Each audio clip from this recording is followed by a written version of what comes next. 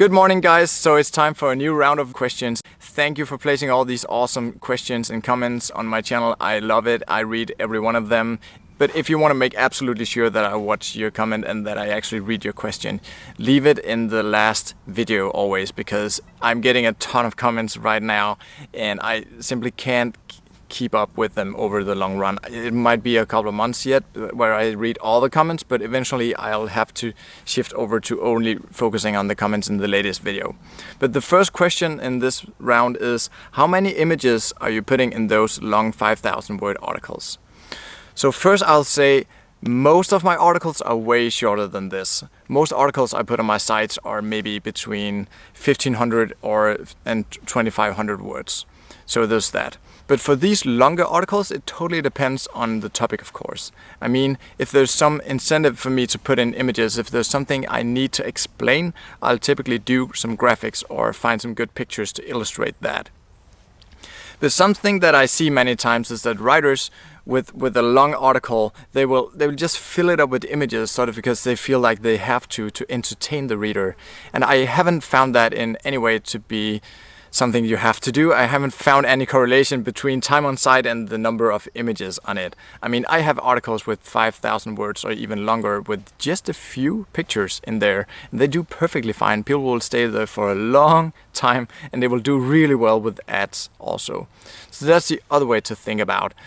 I mean, if you pack it with images all the way down there, I mean, for every screen length you have a new image, there's two problems with that. One, it will increase the load time a lot, especially if it's a really long article. I mean, you'll quickly fill it up with 20 or 30 pictures, so don't do that. And also, if you cram too many pictures in there and you want to monetize this article with ads from Stoic or AdFry or Mediavine or whatever, I mean, if you have all these images and you have all these ad slots in between all these images, it'll just be really hard to find the text and it'll be very frustrating for the reader because they'll have to sort of skip through a ton of graphics and images, ads and pictures all over the place. So I try to keep things really simple. And let's just take this example with a 5,000 word article. I would maybe put like 3-4 pictures in there. I wouldn't put like 10 pictures in there because I want to allow space for ads in between all the text. Also because I put quite a lot of ads in my articles. And if you have these big ads in the footer and in the widget area also, I mean, it'll just fill up too quickly. So I want to remove some of my own graphics. And also it's really time consuming to find really good pictures. And if it's just stock pictures and very generic stuff anyway, I definitely don't want that to take up space in my article. I have to move the camera a little bit here because the sun is getting in my face. We're still living in an RV, so I do these videos out in nature. So the next question here is from Rob Teo. I suggest you do a video about the future of niche sites. It would be great to hear your opinion on the trends in this business. Yeah, of course, because I've been in this game for a long time. I've been doing these passive income websites for more than 10 years now, and I've seen some big changes recently. I've seen ad rates going up and up and up over the last couple of years. It seems like more and more businesses are moving their budgets to digital, from print and magazines to digital. And ads and programmatic ads like with AdFry, Stoic and Mediavine or whatever, they are definitely on the rise. It's something that's increasing year over year, and that's just a great trend to watch right now if you're doing these informational type articles where you just focus on getting a lot of traffic and you're not only focusing on the affiliate part of things or info products or whatever. So that's a definite trend. Upgoing ad rates where you will earn more and more from these ad networks. It's only something I've been doing for a couple of years. I mean, if I compare it to affiliate marketing, which I've been doing for 13 years now, I see companies moving their budgets into digital. And when I talk to Stoic and AdFry, they also tell me that this is what's happening. So imagine 5 or 10 years ago, all these major companies, you know, like Coca-Cola and BMW or whatever, they would only spend like a fraction of their budget into this new sexy digital thing. And now they might be doubling this from pretty low percentage. Maybe they're going from 10 to 20%. And that might sound like a little bit of money, but it's a big deal because if they are increasing their budget, let's say from 30 to 40% into digital, it's a 25% increase over a year or over a couple of years. And as many companies do that, we just see the ad rates climbing up over time. So I would definitely say you have to consider ads on your sites these days. And that's also why I'm very, very hopeful for the future of niche sites. Even though Google might send us a little bit less traffic with every update, I mean, it's still a perfect traffic source. And I mean, there's still a ton of traffic to get from Google. Even if they crank it down 50%, I've said that this many times, you can still do a very, very good business with content sites or affiliate sites or whatever. I would still bet all my money on passive income sites, even if they cut it in half.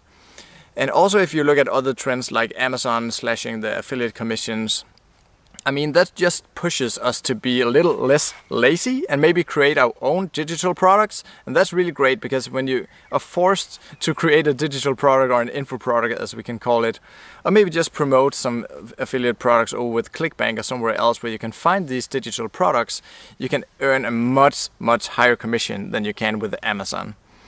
I was never really big on Amazon anyway. I know a lot of people put all their eggs in this Amazon basket. I never did that. I always used ShareSale and Commission Junction and AvantLink and other affiliate networks. As you will also see tutorials on my channel here for how to use these other affiliate networks and how to find really good and awesome deals there. Because, you know, Amazon is just getting like this big fat monster, and I mean, they're totally not dependent on us anymore, so they can just throw us out. And I mean, that's probably what they're doing gradually. They're just seeing how little people can live on if they want to still promote their stuff. So just go to all the other affiliate networks. There are tons of really good affiliate networks out there. So I'm very, very hopeful. I mean, also because a new trend I'm seeing is that Google is getting much better these days at recognizing good content. So as you've probably seen on my channel, I'm ranking brand new sites on a brand new domain, zero, no link building at all, just good content on a brand new site, and it's ranking like crazy. I mean, I just got my third site on AdThrive. Actually, yesterday I got approved with an additional site with AdThrive.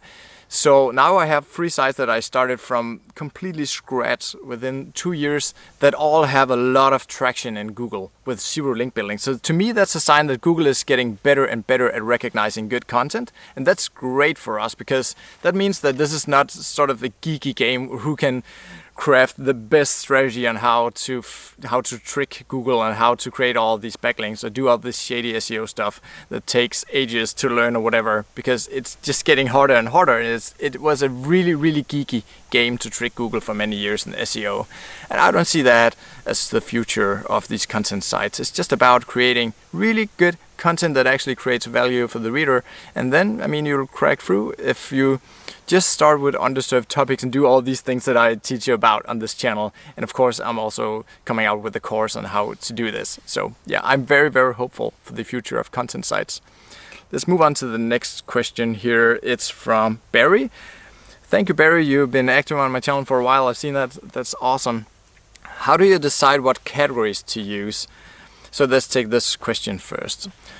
So I don't think a lot about SEO when I choose the categories on my site. I mean, they're mainly for navigational purposes, to sort of craft the menu at the top bar. So, I mean, the categories and the menu and the whole structure of the site is mainly to help the user navigate my site. But of course, I want to take all the articles from one category and put them in one category. That makes sense, right? So that's how I do it. So, I mainly think about the user and not so much about Google, because I don't want these category pages to... I mean, I don't ask Google specifically to get them out of the index like some people do, but I'm not expecting a lot of traffic from these category pages. I mean, who wants to see a category page from any type of Google search? Who would search like best articles about whatever? Nobody does that. So just craft a good menu and a good category structure that makes sense for the reader and for you. And I mean, that's how I do it. So the next question here also, what is your content strategy when building out a new site?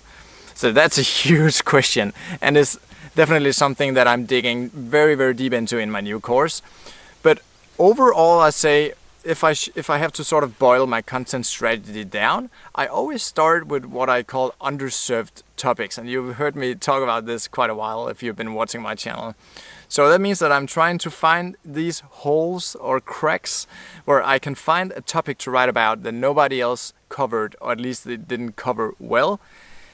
And in, I would say, almost every niche where I start a new website, if it's not a super crowded niche with a lot of competition, I can typically pretty easy find like 20 or 30 articles that nobody wrote, where I can find these golden topics to start out with. So that's the first thing I do in my content strategy, to sort of find of all the topics that I found that I want to write on, find those that have the least competition, where nobody wrote exactly on this topic. I start out with those, and then I just gradually move into the more competitive space. I can write better and better content on something that's a little bit more competitive. So I mean, somebody wrote maybe 500 words, but that's not a great article. Then eventually, after maybe half a year, I'll start targeting those topics more and more.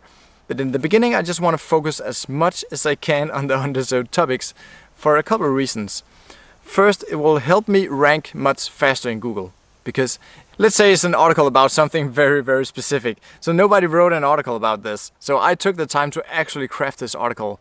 Now it'll be easy for Google to see that I'm the only one with this content. So they have to test me early on. They don't have to test me up against all these other articles that are already there, because it takes much longer time to sort of take over from another article that was also sort of on point. If you want to beat them, it takes time, but if you are the only one with this article, I mean, Google has to show something up there most of the time. They have some searches now where they show like nothing and they ask you to do a new search, but that's another story.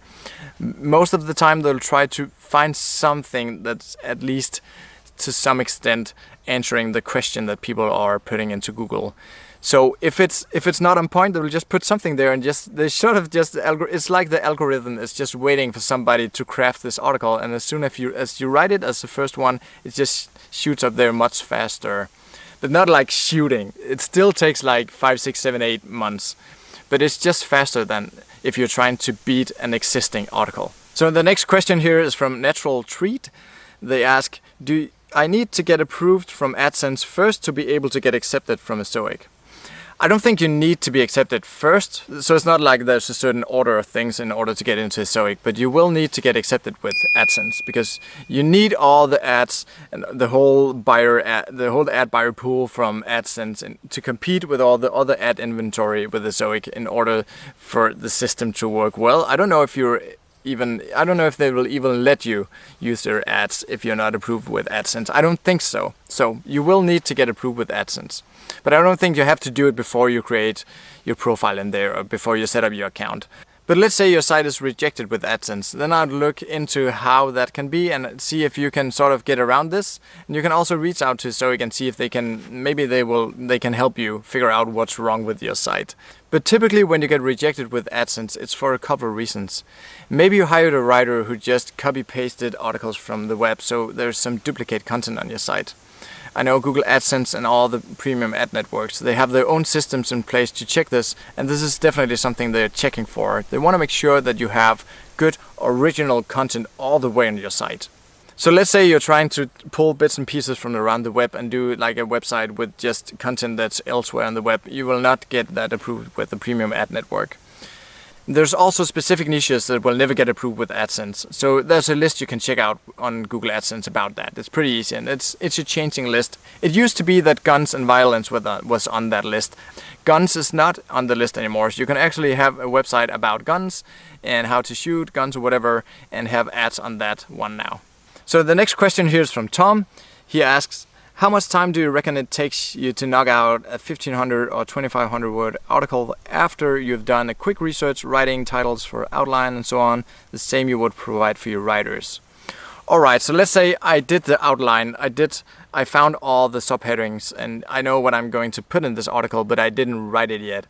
So it's been a while since I did the writing myself, but only like a year ago. A year ago I wrote like 100 articles for Animal How, and I also wrote a ton of articles for Go Downsize and a couple of other news sites. And I totally clocked this over a period of a month, how much content I was able to crank out. And let's take the example with a 1500 word article. I was typically able to get that down to an hour or an hour and a half. And that's including most of the editing. After that, it was just to find an image for the thumbnail and to craft a really good title, which can be pretty time consuming because, I mean, crafting the title can be just as important as getting the article right. So think about that as well. But an hour or an hour and a half. And for the longer articles, if I had to go back and do some additional research, which is typically the case for the longer articles, it's maybe 2 or 3 or even 4 hours, depending on the topic, of course. If it's something that's really easy to write on, it will just take a few hours. And I typically go for content, especially for my content websites that are targeting ads. I typically go for beginners content that's easy for me to write and is also have a lot more searches, because if you're writing topics for beginners, there's just a lot more eyeballs on your articles, because you'll always have many beginners and a few experts that actually start doing whatever it is you're writing about. Let's say you want to share some really specific expert tips on how to do beekeeping or whatever. Then you've already narrowed down your audience to people who actually started doing beekeeping. They're not just researching anymore. Then you probably cut your audience down to a third already. And then you're talking about specific expert advice. Then you don't have a lot of traffic for that. So I mainly write articles that are beginners content because there's so many more people starting to do something than people who end up actually doing it and becoming experts. And it's also easier for me and for my writers to write good content because they don't have to do a lot of research since it's easy content, right?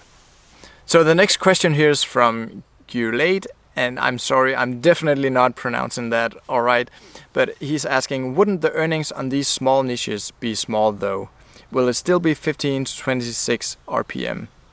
So you're talking about here how the size of a niche is correlating with the payouts with ads on the site. And I haven't found that to be the case in any way. So for some of my bigger sites, I will also target smaller niches within that niche. And also I have a couple of sites that are just built around a really tiny niche. Especially I'm thinking right now about a website I started like I think 10 years ago. It's doing really well and it's been doing really well for a long time. There's only like 20 or 30 articles on there, and it would be hard for me to crank out more content because it's just a teeny tiny niche, which is not what I'm advising you to do today. But remember, this is something I did a long time ago. But since you're asking, for this tiny niche, this site built around a really small niche. It's actually one of the sites I have with the highest ad earnings. Even though there's only like 30 or I think 35 articles on the site, it's killing it with ads. I think the earnings are up in the 50s. So it's like $50 per 1,000 page views. So I don't see any correlation between the size of the niche or the amount of content on the site and the money you earn with ads. But there might be a caveat here. So Ezoic tells us that the more traffic you have on a site, and this is on a per article basis. Let's say you have a lot of articles with a little bit of traffic each, then the algorithm with Ezoic will have a harder time figuring out where to place the ads on those articles. So that's just the machine learning part of what they are doing. So this is not the case with AdThrive and Mediavine and many of the other ad networks, but specifically for Ezoic, they've told us many times that the more traffic you have on the articles means that the more time an article had to mature. So let's say you're now getting 800 or 1,000 page views per month for this article, the better it will typically do with the machine learning side of things in their algorithms, because now they will know, maybe after a year, since they had so much traffic that they can test on this article, they know pretty much where they should put the ads in this article in order to keep people engaged on the site. So that's something that's just working with you over time with Ezoic. And that's also why we often see the ad rates with Ezoic go up over time. So when the site really matures and the site is a couple of years old and you now have a lot of articles that have been sitting there for a long time, they have had traffic month after month, then you'll typically see with Ezoic that you will earn more and more with ads. It's not like it's doubling or anything. Maybe it's just a 10, 15 or 20% increase. But that's something I've seen also. If you have some questions, put them in the comments below. I read all of them, but make sure to put them in the latest video now, because I can't keep up anymore with all your awesome comments, even though I really want to. Sometimes I just sit there for an hour just trying to answer everybody, but it's really hard when we travel, and I just want to spend my time creating this video and working on my course instead. So make sure to put your comments in the latest video always, because there I will absolutely read every comment, and I'll also try to keep up the best I can with all the rest of the comments. So see you guys.